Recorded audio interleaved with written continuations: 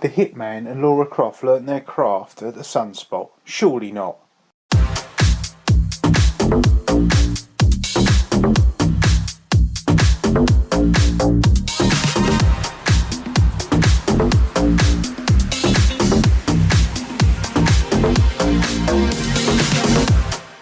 Welcome to episode 2 of Sunspot Stories, tales inspired by my favourite arcade, now a building plot, but its memories live on.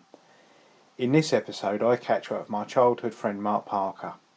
Mark played the machines in the Sunspot and when leaving school embarked on an interesting career in the video games industry, where he is now producer, writer and partner at the Bearded Ladies, who are responsible for the highly rated Mutant Year Zero and the much anticipated Myasma Chronicles. Mark talks to me about the older systems, playtesting and of course the Sunspot Arcade. I asked Mark what did he remember about the Sunspot. What do I remember about it? Well, I used to live next door to it, so it was kind of a big influence on me as a kid, I would say. I used to visit it on a daily basis, with money or without money. We used to go play a lot of Section Z. Bobble was a pretty good one. Gorgar. The very first talking pinball table, with a big red demon on it. That was pretty cool. Those are games we played a heck of a lot. But then there was a lot of even older games there as well. When you went, was it any time particularly busy? I mean, Saturdays and you know, during the summer holiday, of course, it was absolutely packed with people. And on the long summer evenings, there was always a lot of people around. But there was also the winter where it was just completely empty and you had it to yourself pretty much. Mostly weekends and holidays. So with the older machines, what ones did you play there? Well, I'm not saying... Actually, Gorgar is like from the 70s, like 79. So it's actually quite an old game. But older machines, well, things like Phoenix, Gorf, with the great speech on it, insert coin, space cadet, right? That was pretty good. There was, what was the other game that we played a lot of? There was the submarine one. No, wait a minute. I'm getting mixed up with Battlezone. There was Atari Battlezone with where you had the sort of binoculars you look through. That was pretty cool. There's vector graphics and, of course, really, really cool looking for its time. But yeah, I played a lot of Phoenix, though. I remember playing a lot of Phoenix. I think I played Galaxian quite a bit there as well. I don't think we had Galaga. We had Galaxian, which is kind of the weak equivalent of Galaga, I would say. But still a good game. Yeah, it was the submarine game, actually. I can't remember the name of it, but I remember it. It was a blue machine. And the graphics, I'm not sure if it was just a monochrome graphics, but you were the ship at the top, weren't you? And you were slinging Depth charge. Sega depth charge. Yeah. Right, okay. Oh, well, I want to do a deep dive on that at some point in the future. So I was going to find out as much as possible about that game. And, no pun, of course. Yeah. Do you remember Night Driver? That was in there as well. It was a really boring game. It was like an Atari driving game, wasn't it? Yeah, and it just had the only thing it had on screen was the posts at the side of the road. It was filled with a lot of like really good games. But that tower I always used to wonder what was in that tower. I never got a chance to have a look. Did you swing by it when they were demolishing and sort of like see what secret it was hiding? Well, yeah, I managed to get down there when the tiles came off, but the tower, I wasn't down there the day when the tower came down. I should imagine it came down quite quickly in the end. Made out of old arcade boards. Yeah, it was made out of valuable arcade games. They've just smashed them all up. I know. Yeah, and that's the other thing about it, isn't it? I mean, if you told anyone today what they would just do with the machines, it would be it would give people a heart attack, wouldn't it? I remember because there was a place where they had a Sunday market out the back, and actually on Sunday, sometimes I used to help the guys putting away or putting out the stalls. Actually, I used to get like a couple of quid sometimes for helping them. There's some guys there, but that place there was often like wheels and screws and hinges and things off the machines where you're right, they hacked them up and burnt them. And nowadays people would be like, what the fuck, that's crazy, this is a crime. But we were kids, we couldn't do much about it really, even if we managed to persuade them to give us some of the stuff they were destroying, we wouldn't have known it was going to be so expensive these days. Oh, absolutely. I think I remember them taking apart a Japanese Space Invaders out the back, and it's sort of like I think I had the planet, the planet on the mirror, the rising planet. Now I took that home. It's made of proper plate metal. It was quite, it wasn't a light thing. It wasn't made out of plastic. And it's a lovely orange colour. And I took that home, and then when I got bored of it, I sort of threw it away, along with an asteroids board and the complete instructions to asteroids and all sorts, really. But it's amazing. But it goes to show, I guess, that it was we start at very valuable, goes down to worthless junk, and it goes up to very valuable again. I mean, it's hard to remember every single game that they had, but there was a lot of older games for sure in the mid 90s or something. I don't know if they ever put anything newer in there. You may have, of course, been by and checked it. But when we were kids, even in like 1988 or something, they still had all the 86. They had Bubble Bobble, and actually it was a bootleg Bubble Bobble called Bobble Bobble, and that's an easy indicator for the bootleg version, because the original had a chip on it, which is like a little picture of one of the two bubble blowing dinosaurs. Quite a well-known thing, right? And that chip, that did some stuff with the maths. So actually, there's a lot of different bonuses and things that you get incorrectly. Like you get like more chance to get the magic potion round where you pick up the flowers and stuff like that on the bootleg board. So even though it was probably cranked up in difficulty, we also had like the lot more power-ups floating around and stuff. Now, recently, some people have figured out how to fix that. So actually, the bootleg boards, you're going to actually get them fixed, and they will play accurately. But what we were playing was definitely a bootleg. But we used to play that, and there was Section Z. I think Section Z's a 1986 game, if I remember, 85. It's not 87. I don't think there's anything newer than 86. They got Football Champion, which was a 1990. That got in there, and that took over from Kick and Run, which was the Mexico 86 bootleg we version. Play that, yeah. That's a good memory there. Yeah, I remember Kick and Run, which was the Mexico 86 one. That was a great game, actually. We really had a lot of fun playing that one. Yeah, Splatterhouse went in. That went in next to Gorgar. Gorgar's positioning there. I think it was probably unplugged for the last 4 or 5 years of its life. But that's certainly.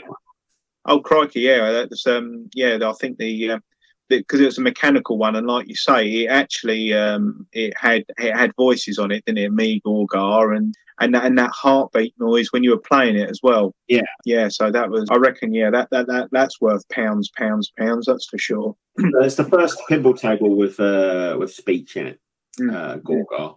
Yeah, and it left a big impression on me. It had a great artwork. It was like a heavy metal cover kind of artwork. Really beautiful art on these machines. They're all not hand painted, but obviously the original image was all hand painted, professionally painted. It wasn't made in Photoshop or anything. It was actually like they used to do old movie posters. Everything had to be painted originally. So yeah, Gorgar, fantastic. But yeah, Super Football Champ, I remember that game a lot. The Taito one, the scaling effects in it. Yes. Yeah. That was actually good. Yeah, the scaling effect where you knock the photographer over if you missed the goal, and the photographer will go over, and the goal kick, and it will zoom in, zoom out, and there was all sorts of mad effects. And did you think that was the absolute pinnacle of games back then? Because I did. I thought, wow, this ain't going to get any better. Well, we did that with arcade stuff. I mean, you got to remember now, we have the ability to play games at really high fidelity at home. When we were going to arcades, when arcades were like more popular than they are now, for example, they're getting a resurgence for collectors, of course. But when they were like officially, originally released, it was like going to like E3 every month, every week. Each time you looked at the newest machine, they were all trying to up the technology. So things like Football Champ with the scaling, it was amazing when it came out. Absolutely. And it was always a case that, because Sunspot not being the only arcade in the area, you'd get an idea on what machines they weren't getting as well. And you're thinking, all right, we'll better go down better go down to Wonderland and we'll play the main event or Quartet or Super Hang On and Outrun they had down there as well. Thunderblade. I mean, crikey, they had quite a strong old address. Space Harrier, I think they did too. Yeah, Space Harrier. I remember when Space Harrier came out, and we crowded around any poor bugger that was putting 20p in that machine, because that was like it was incredible not seeing anything like that. The scrolling floor and the hovering guy, and it's just a feel good tune to it. Yeah, it was an amazing looking game actually, because it had the super scaler technology. That's the name of the technology they used. And I always liked the story of Space Harrier, because actually originally it was like a plane that you controlled, and as a joke, one of the developers put a flying guy on there, and they're like, actually that's a pretty good idea. So they actually developed it then with the character flying around with carrying the sort of bazooka thing. So yeah, it was amazing graphics in those. And yeah, Wonderland we used to go down to. There was a lot of, like, Quartet was a classic. We after school sometimes we'd go and play 4-player Quartet. That was kind of that was a real summer thing. That was. And I actually was thinking about that the other day. I mean, my favourite character in that wasn't Mary, but I ended up being Mary because I think the screen was either the colour was washed out on that particular version, or that was just basically the way the graphics were. But the red of Mary you could actually pick up. If you had like Edgar or the yellow guy, you'd always just get wiped out because it took ages to find out where you were on the screen. I think the characters are called Edgar, Mary, Joe, and Lee. I think that's the name of the characters. I mean, after Clacton, I ended up in a place called Luton, and I actually started a mail order company and bought half of a shop, computer shop, and I ran a computer shop for a number of years with another guy, and then I went travelling, kind of around the world a little bit, and then came back and became a pawnbroker. Ran the buying counter at Cash Converters at one point, and then from there I got into testing games at Eidos. So I became a tester at Eidos in London, and we worked on games like Commando Strike Force, Tomb Raider Legend, and like lots of other Championship Manager, lots of games. And then I went to I.O Interactive, where I became a lead. And then I became a associate producer on the Hitman games. And then in 2017, I let a lot of people go. They fired me for stealing pens. I like to tell people that. It wasn't really the case. They fired a lot of people. And I got let go. And I didn't see it as a bad thing, actually. I was kind of bored of working on Hitman. As much as I like Hitman, it's the same situation every time. And then I got the chance to work with some friends in a company called the Bearded Ladies in Malmo, just across the water from Denmark, where I.O is. By the way, I had to move over to Denmark to work at I.O in 2008. And now I'm the producer. I also write, and I also am one of the partners of the company, the Bearded Ladies. So we made a game a few years ago, 2018. We made a game called Mutant Year Zero, Road to Eden, which was a pretty popular game. Making a new game now called Myasma Chronicles, and that's actually there's some videos and stuff out about it at the moment. So, and what's that game about? Is it like a first-person shooter, or is it an RPG, or? It's more of an RPG. It's what we did with Mutant was we crossed an RPG sort of adventure game with exploration and like a very strong narrative. But with a tactical, like XCOM style shooter. And this is what we're doing with Myasma Chronicles. But what we did in Mutant, people really liked. So we basically figured out what everybody liked, or what most people liked, and we turned all the dials up to, like, I'm not going to say to 11, but at least to 9.9. And that's what we're doing at the moment. And that's going to come out next year. It'll be on Steam. It'll be on Epic. It will be on Xbox and PS5. So a few different platforms, probably some more, but I haven't got any firm details there yet. So it'll end up on my little Switch in about another 4 years' time, yeah?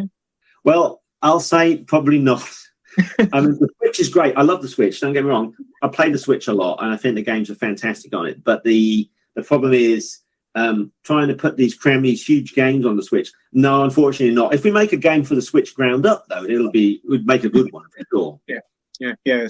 So I guess it's like putting, is it a quart in a pint pot? I guess when you're working on the Switch, because you've worked on such big systems, and then what you're trying to do, I guess, is you're trying to shave everything off for it to be optimized on a thinner computer, really. Because that's why I like the Switch.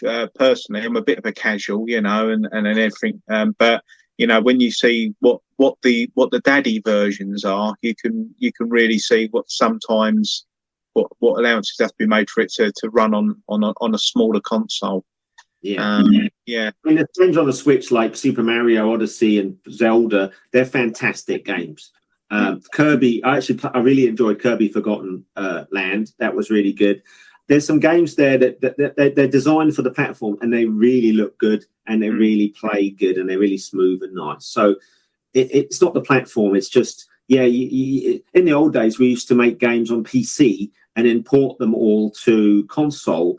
And so when they would go out on PS2 or original Xbox, they would always take a compromise on the console side of things. And nowadays, the big free platforms, PC and the Xbox Series S and X and the PS5, they're very similar. We actually got the game running pretty quickly on the consoles this time around. But the Switch, let's see. I really like it, but it needs its games made for it, I would say. Yeah. So when you mention all the consoles, then what is the best console to work on, and what is the best console that you've ever owned? The best console to work on? Well, there's some awful consoles that we worked on. I mean, I can tell you some of the worst. Game Boy Advance, that was a proper headache to work on. Terrible. PSP, also awful to work on. So many rules, and the player, the player can remove the memory stick whilst turning the LAN button on and off and suspending it and things. No, but they were just technically quite hard to deal with. The best console I think we worked on probably actually was PS2. I don't know. It seemed to be a lot, and the original Xbox actually. I think the Xbox One. And the PS5. PS5 is actually, I would say PS5 is one of the best ones, and Xbox is close at this point to work on. Of course, our game will look the same and play the same on both of them. It will play very well. But my favourite consoles that I have or I've owned, I would say I'm really big fan of Super Famicom, the Japanese Super Nintendo. I really like the design of it. It looks good. But my I would say the Super Famicom, but I also am a big fan of the PC Engine. I have a lot of PC Engine games, and the fact that there's such a small machine and the game's really high quality. These little Hue cards with like really good arcade conversions on for the time. Like that were the best versions of most of the games that came out. Like Operation Wolf, it looks so close to the arcade. R-Type, of course, everybody knows that one. Mr. Heli, loads and loads of really good arcade games, and like a tiny console. So I do like the PC Engine, but the Super Famicom for me, lots of great memories with that. So when you come onto playtest a machine, playtest a game on a machine, is that still done very much in a traditional way? Do you actually have to cart people in off the street to actually play the game? Well, we have curators who test the game. So they're professionals that play the game, and they not just playing it, but they test features. So say a new feature goes in, hey, we've got this thing where you can throw a grenade or whatever. They will then check that, and they do other stuff as well. They check performance, they do other things. But we do get people sometimes on the street. We do get focus testers to come and test the game. We do hire companies who do that on our behalf, or even companies that do like sort of dry runs of reviews, companies that have groups of magazine or website editors for big publications that do this on like a part-time thing, or they are retired from the press, and they do evaluations, and they say to us, here's what we think your score of your game will be. Where's the strengths? Where's the weaknesses? And we use that data combined to try and improve the game. They give us the Metacritic evaluation. Now, Metacritic doesn't really mean everything, because user score is actually a really big part of this. And actually, lately in the press, we've seen games where they get really good Metacritic, but they get a poor user score. Or it can be the opposite, where they get a poor Metacritic, but the users seem to have affinity with it. So it's tricky.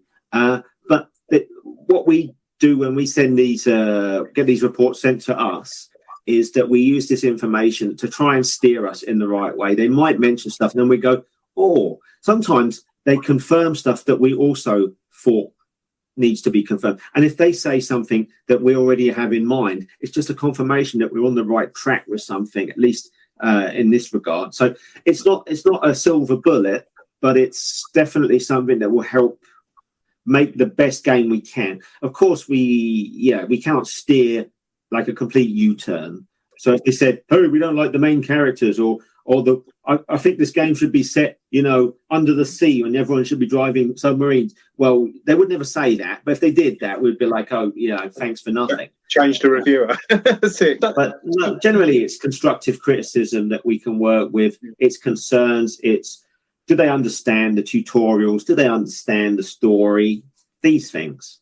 So when the game is done, is there actually a physical game that you can buy, or is this all like on a download? Well, at the moment, we haven't specified if we're going to have a physical release yet. But the trend now is moving more to digital with games. I mean, like a few years ago, I laughed at it when people were saying, "Oh, music, that'll all be digital." And I was like, no, I like having my CD with the little booklet with the words written in there. But I haven't bought a CD for years. I use Spotify. And then movies, some people hardcore still buy Blu-rays or even HD DVDs if they still make. I don't even know if they make them. But now I don't, I stream through streaming services. Mm-hmm. So games is kind of the last bastion of that. And even when you do buy your Switch game and you put it into the machine the first time, sometimes there's a hefty install. And actually, because the size of the Switch cards, they're quite expensive to buy Switch card, depending on the memory that you want to use. Some companies opt to have 50% of the game, to be downloadable. So, in 10, 20 years' time, you dig out your Switch and you go, oh, I want to play that game again. You put the game in and you might not even be able to play it. So might not even find the server to handshake just to download the important part of the thing, which is the game. Exactly. Yeah. I mean, there's a game a few years ago that did this quite famously. Tony Hawk's, one of the Tony Hawk's games, they put nothing on the disc, absolutely nothing. It was just like an installer. So, I mean, now you also buy games that are on the shelf, but there's a box, and inside there's a bit of cardboard with a redeem code on it. So, I mean, I like physical stuff, but I like physical stuff that I can take and use. Like I've got Game Boy Advance games that I worked on. I know that I can plug that into a Game Boy Advance in 20 years' time and show my grandchildren, and they'll be like, "This is shit," and I'll be like, "Yeah, well, fuck you, kids." Yeah. So when you go back to the GBA, I must ask, you say it was like a piece of shit to work on, but what games did you work on so we can find them and pillory you for life? And tell me how bad they were. Actually, there's only one game that I worked on GBA, and that was Tomb Raider Legend. I was the lead tester on that, on the GBA. And the reason why it was hard to work on the GBA is because the dev kit and the test kit for the GBA is made by a company called Intelligent Systems. Now, Intelligent Systems is this company that makes all of the Nintendo dev equipment. They are like a second party. There's some games that came out from Intelligent Systems, such as Mario Kart GBA, was actually made by Intelligent Systems. So there's like a developer, like a sort of a semi-internal development company for Nintendo. Anyway, all the dev kits are made to be as awkward as possible for the idea that if they ever get out into the public, people won't want to use them. So they're all ugly looking, big metal boxes with wires poking out. And with the Game Boy Advance, it comes with the original Game Boy Advance, the old purple one, if you remember that one, the very first version, where you still didn't have a backlight and you had to tilt it to look at the sun to get the right angle. And that's attached to a big, thick beige cable to like a blue, I think it's a blue box. Yeah. And metal box. And it was really hard because we couldn't see it half the time to test it. So we used to actually use, and it was early days in emulation for those consoles, but we used to use an emulator for the console so we could do the core part of our testing, but we would regress, we would check any bugs on the original hardware to make sure that it worked. The other part was very difficult to work with Nintendo, was that they have a set of rules. They called them the lot test, and the lot test had some secret rules in there that they would never tell you. So you could get an issue. Let's just say on the title screen you had one too many full stops. So it might say press start to begin, full stop. But if you had a second full stop, they would say no, we're not going to test any further. We've found an issue. And we're going to stop. When they found an issue, they would just stop from that point. So if that was on the very first screen of the game, they would stop testing it and you would fail the submission because you had to submit it to them to approve it. Did they mark your homework and then not actually tell you why it failed? So you had to keep looking? They did tell you afterwards, but you have to figure it out.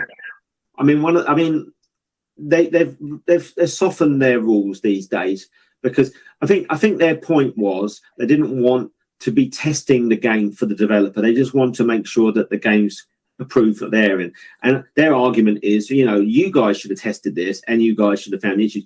But they did become very particular. Actually, what's really funny, when we worked on Nintendo DS, there were, if you remember, I don't know if you remember, there was like a wireless connection you could have with the DS. You could play multiple players on some of the games. And it had like a little antenna image in the top, I think it's the top right of one of the two screens. I can't remember which one it was now. That would show you your signal strength. So, and Nintendo sent out a memo. They said, will developers please make sure they do not try and fake this? Because people were basically putting a hard-coded thing showing full connectivity and leaving that in the game. But Nintendo probably put it into like a lead box and they saw that it was showing full. They had to deal with some stupid stuff, I think, from the developers as well. So perhaps they just had enough of it, really. Was there anything like from your childhood in the Sunspot that you think sort of like carried on into your professional gaming career? Amusements itself, the building and the infrastructure, not really. But the games within, for sure. Definitely. I mean, I did learn some good stealth mechanics from going into Sunspot. Like, we'd go in there. There was these coin pushers, and you'd be there just loitering around, and you'd hear this sort of when the coins would come down. And then we would grab the coins as quick as possible before the old granny, because there was a granny that was working in the coin booth, and she would take time to rotate. I don't know what she was. Maybe she was an android from the future. She would take ages to rotate, and by the time she rotated, if you were quick enough, you could pretend to be a legitimate customer. And you're like, oh, I'm still putting coins into the penny pusher. And she'd be like, oh, fucking kids. And we'd then take those coins and then just spend them in the arcade. I mean, if you think about it, the arcade didn't really lose money. We didn't have money to spend. I mean, was it right? No, not really. But, we didn't take the money anywhere else, did we? No, that's true, actually. Yeah, when you think about it that way, it's sort of like whenever we found like a couple of credits left and it paid out 150 went in the machine next to it. It wasn't, it wasn't, it was perhaps a victimless crime in a way. I think all we did was perhaps occupy a machine. I mean, if there's a queue of people, you could imagine that we were depriving people of using the machine, but that was never the case, really, was it? So we never took the money out of the place. If we took the money away, then it's I mean, technically it is a crime, but we were a bit naughty, but no one's going to say anything to us now. We never hurt anybody. We're broke, and we just wanted to play games and hang out, we were off the streets, weren't we? At the end of the day, we were kept off the streets, and they were sort of de facto youth clubs. And if I wanted to come and find you, I'd go to the Sunspot and look around a certain part of the arcade, and you're either there or you weren't. If I needed to avoid other people, I'd avoid certain arcades. That's the way it was. All different people lived in different arcades, didn't they? Really, and it was. before the days of mobile phone, if you wanted to find someone, you'd go and find someone in the arcade and go, "Oh, so and so been in," and that's the way you would find out. There was small different arcades though for different games. Like we talked a bit about Wonderland, where we went down and played like those classic Sega games. I even think they had Hot Rod down there. I can't remember the 4-player driving game. All Sega stuff actually. They must have a good deal with Sega Europe or something going on there. And there was Eldorado. I can't speak properly. That was quite close to you, and that had Karnov and Rastan in that. Mm-hmm. Big impact on my life, those games. The soundtrack of Rastan is it blows you away, doesn't it? And then the parallax scrolling when you're walking past in the castle and you see the sky moving at a different speed to the background, but there's a different speed to Rastan himself. It was I think the glass on the front was bulletproof because that used to get smacked so many times. Rastan was amazing. It had like a sky that used to sort of change colour. And the music was fantastic. I mean, I got the board, and I play it because I like the music. I mean, the game is great. I still think it's fun. The music's made by the Taito. They have an in-house sound team called Zuntata. They made sound for games like Darius and Ninja Warriors. Ninja Warriors, you remember the soundtrack for that? The free-screen Ninja Warriors, really good soundtrack. They made a lot of good game soundtrack with this in-house band. And Rastan. Once taking my BMX on the way home, I would go past Eldorado because my home was like literally next door to Sunspot, literally next door. So I was spoiled, but I used to cheat on Sunspot with other arcades. Yeah, no, that was the Eldorado that had Ghosts and Goblins in it as well, and Choplifter. I remember there as well. It was a fantastic game as well. Yeah. Really, really good. But I used to go to Eldorado, and Karnov was in there. God, that used to punish me. And there was Cosmo Police Galavan, which was that like a platformer. That was in Eldorado as well. Been absolutely brilliant. If I get any questions or anything like that, would that be all right to come back and ask you? Because I think that with the things that you were discussing today, I think there might be a lot of people who might want to ask you more uber technical questions.